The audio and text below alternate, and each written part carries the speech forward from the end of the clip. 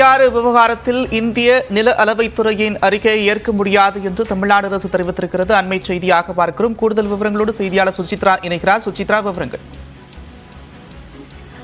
முல்லை பெரியாருடைய பகுதியில் வாகன நிறுத்துமிடம் கேரள அரசாங்கத்தால் கட்டப்பட்டுள்ள விவகாரத்தில் அந்த வாகன நிறுத்துமிடம் என்பது குத்தகைக்கு விடப்பட்ட நிலப்பகுதிகள் வரவில்லை என்ற ஒரு இந்திய நில அளவைத்துறையினுடைய அந்த ஆய்வறிக்கையை ஏற்க முடியாது என்ற ஒரு பதில் மனுவை தற்பொழுது உச்சநீதிமன்றத்தில் தமிழ்நாடு அரசாங்கமானது தாக்கல் செய்திருக்கிறது.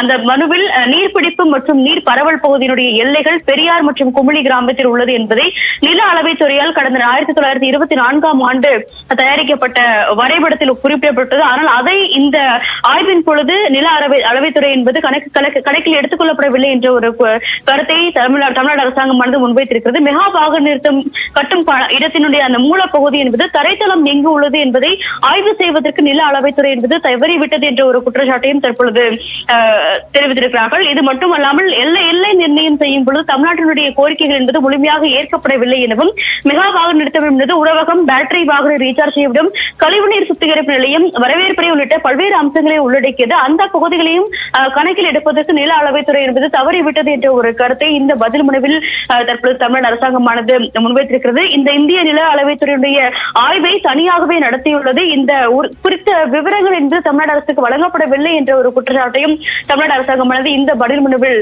முன்வைத்திருக்கிறது. இந்த வழக்கினுடைய விசாரணை என்பது இன்னும் சற்று நேரத்தில் உச்சநீதிமன்றத்தில் விசாரணைக்கு வர இருக்கிறது. அதற்கு முன்னதாகத்தான் இந்த ஒரு எழுத்துப்பூர்வ பதில் மனுவை பிரமாண பத்திரமாக தமிழ்நாடு அரசாங்கமானது தாக்கல் செய்திருக்கிறது. நன்றி சுசித்ரா, விரிவான விவரங்களுக்கு.